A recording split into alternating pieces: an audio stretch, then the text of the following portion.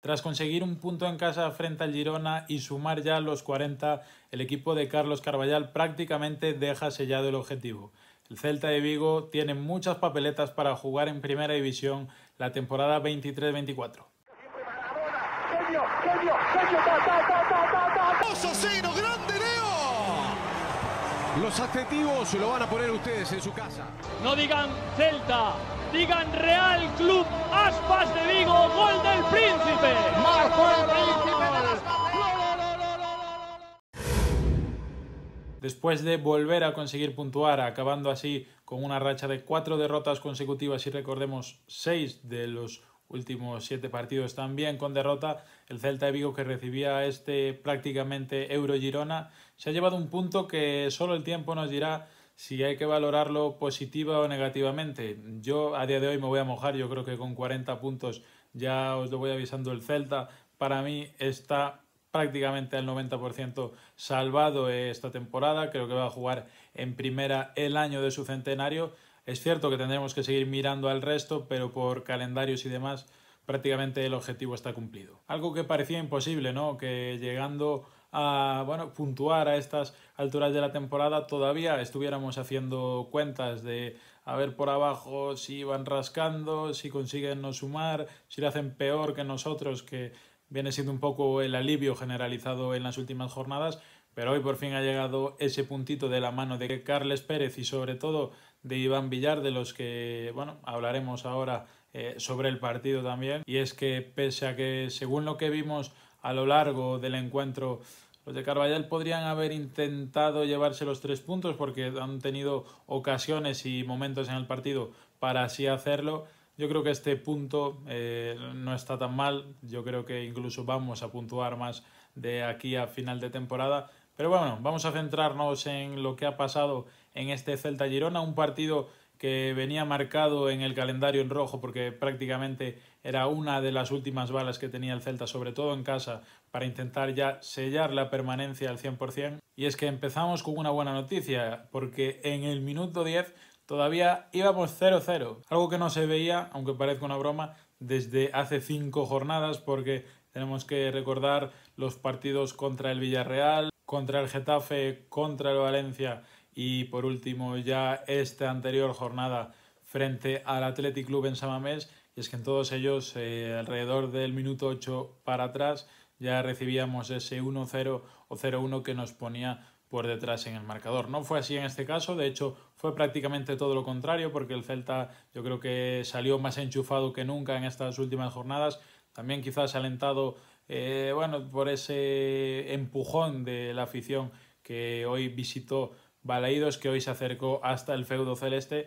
y que acompañó al equipo durante los 90 minutos. De este modo llegó el gol de Carles Pérez en una primera mitad que, yo creo que destaca un nombre propio, que es el de Javi Galán. Para mí fue una completa exhibición lo que hizo el lateral izquierdo del Celta en los primeros 45 minutos.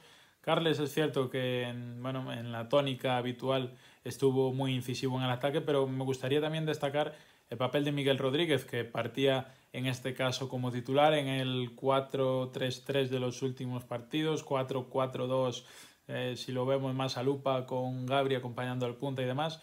Matices que en definitiva yo, en cuanto a la posición de Miguel, pues esa función de no ser tan rematador, sino ser más centrador, que le lleguen los balones y sea él el que lo suba prácticamente hasta línea de fondo. Creo que se entendió bastante bien con Javi Galán para compartir esa banda izquierda, algo que quizás no sea fácil con el extremeño en muchos casos, pero ha demostrado, a mi parecer, después de este partido y de esta titularidad, que Miguel Rodríguez está para muchos más minutos en este Celta. Me gustaría destacar también en el día de hoy a jugadores de más de la parcela defensiva, como son Josep Aidú y Renato Tapia. Para mí, dos de los jugadores, vamos a ponerlo en el top 5 de futbolistas que mejor han rendido con la camiseta del Celta esta temporada, tanto el peruano, que entraba después de la sanción por las 5 amarillas y ahora estando Fran Beltrán lesionado, como Aidú, que era ya su segunda titularidad consecutiva en el eje de la zaga. Para mí han estado más que excelsos tanto uno como el otro, como viene siendo habitual por otra parte. ¿Qué nos hemos encontrado? Un penalti medio tonto en el que tanto Javi Galán como incluso el árbitro creo que pican un poco entre los dos, porque el contacto es mínimo, pero al haber contacto ya tienes que pitar penalti y demás.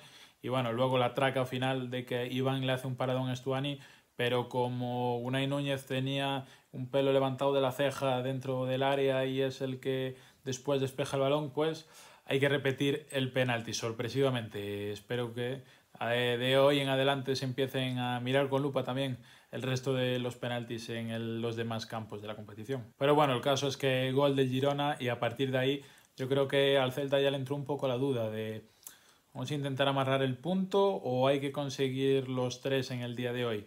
Bueno, yo creo que en medio de esa incertidumbre llegó una jugada clave, como fue ese pase maravilloso de Carlas Pérez a Jørgen Strand Larsen y el noruego, bueno, un poco en las mismas de siempre, que dentro del área quizás se le baja un poquito la persiana, pues teniendo un 1-1 contra el portero, que podía incluso irse del portero regateando, podía picarla 2 toquecitos más para atrás. Bueno, al final se la acaba parando Gazzaniga con un mérito terrible, vamos, pero que seguro que se va a ir a dormir esta noche con la espinita de no haberle marcado ese gol, que muy posiblemente hubiera servido al Celta para sumar los 3 puntos en el día de hoy. Y ya para acabar, los últimos minutos del partido, a mí, ¿qué queréis que os diga? Me deja un poquito frío. Yo creo que el Celta necesitaba ser un poquito más ambicioso, querer un poquito más la pelota, no rifar tantos balones, y al final el Girona fue dueño y señor de la última parte del encuentro. Yo creo que los cambios de Carvajal, excepto Cervi, no dieron demasiado. Ya Aspas, ya sabemos cómo está en su tono físico, pero el lógico que quiere aportar, pero sobre todo el tema de Seferovic lo he visto un poco fuera y hablaremos después de qué debería hacer el Celta en estas 2 últimas jornadas que quedan, pensando un poquito a largo plazo. Y ya por cerrar el partido, nos podíamos haber ido con un 1-2 y con una cara de tontos perfectamente para casa, pero gracias a Iván Villar, al que quizás se le están dando más palos que de costumbre últimamente, pues bueno, ha vuelto a demostrar que ha sido salvador, no por 2 veces, pero una vez y media, con ese penalti parado y también con un paradón en prácticamente la última jugada del partido. Así que nada, a partir de ahora nos quedan Cádiz y Barcelona. Yo creo que si no en los 2, en uno vamos a poder puntuar. Esperemos que el Barcelona venga con una caraja terrible, ya celebrando y pensando en lo que va a ser el año que viene y no sea un poquito más fácil ganar. El Cádiz es cierto que se juega grandes cosas y en su casa va a estar complicado ese partido. Pero bueno, si nos paramos a mirar los rivales que tenemos ahora por debajo y sobre todo los calendarios que tienen, yo creo que más o menos lo podemos tener, si no hecho, prácticamente hecho para conseguir la permanencia. Y es que Almería, que vienen justo de perder mientras nosotros estábamos jugando, Cádiz, Real Valladolid, Getafe Club de Fútbol y el Real Club Deportivo Español tienen que hacer las cosas muy bien y el Celta muy mal para pasar a los vigueses, porque bueno, con 40 puntos es cierto que el Almería tiene un puntito menos y el Cádiz un par de ellos, pero bueno, hay enfrentamientos directos en el resto de equipos. Por ejemplo, sin ir más lejos, el Real Valladolid, que todavía no ha jugado cuando estoy grabando esto, contra el Barcelona, pero que después de recibir a los de Xavi Hernández tienen que enfrentarse a Getafe y Almería, por lo que ya va a haber alguno que por necesidad pinche en esos partidos.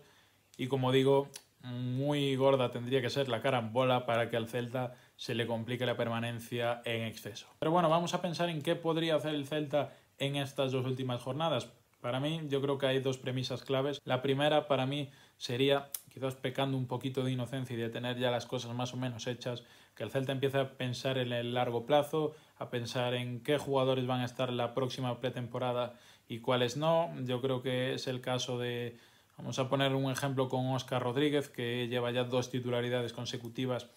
Quizás, no digo que lo haya hecho excesivamente mal, ni mucho menos, pero que quizás le hubieran agradecido pues también jugadores como Hugo Sotelo, como algún jugador del Celta B, en estas jornadas intersemanales, sobre todo, que todavía no se están jugando ese posible playoff para ascender a segunda división.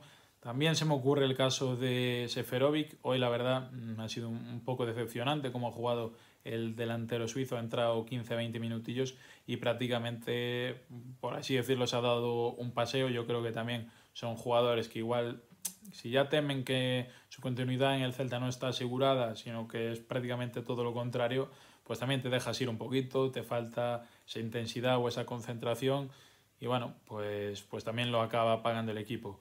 Por lo tanto, para mí, a partir de ahora, minutos para los Sotelo, para los Miguel, para los Charlie incluso, Medrano. Yo creo que este tipo de jugadores podrían empezar a tener algún tipo de rodaje en estas jornadas, siempre y cuando no perjudique en exceso, hay que ver también luego el calendario, al Celta B. Y a partir de ahí, pues intentar retener a mí se me vienen a la cabeza 2 jugadores cedidos en este caso, pero enchufadísimos, lo llevan estando toda la temporada y mucho más también ahora en el final de la misma, como son Unai Núñez y sobre todo Carlas Pérez. Yo no sé cómo va a estar la economía del club este próximo verano, parece que se pueden venir curvas, sobre todo palo alto, pero bueno, yo creo que han demostrado que son titularísimos en este equipo, son de lo mejor de este equipo incluso, y que no sé qué negociación va a hacer falta tanto para uno como para el otro, pero tanto al vasco como al catalán, para mí habría que retenerlos como prioridad número 1 en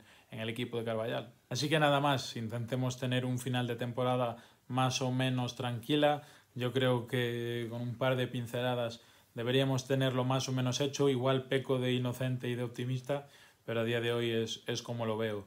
Veremos también qué pasa en ese último partido frente al Barcelona, si puede ser la primera fiesta ya del centenario, sobre todo si el señor Carlos Mourinho junto con la Liga deciden abrir la grada de marcador, que yo creo que va a ser positivo para todos. Y nada más, me interesaría sobre todo que me comentarais cómo habéis visto al Celta y cómo veis la situación, si lo veis salvado, si pensáis que con esta dinámica va a ser muy complicado hacerlo peor que los de abajo, o en definitiva, qué es lo que pensáis que nos quedan en estas jornadas 37 y 38 de la Liga Santander.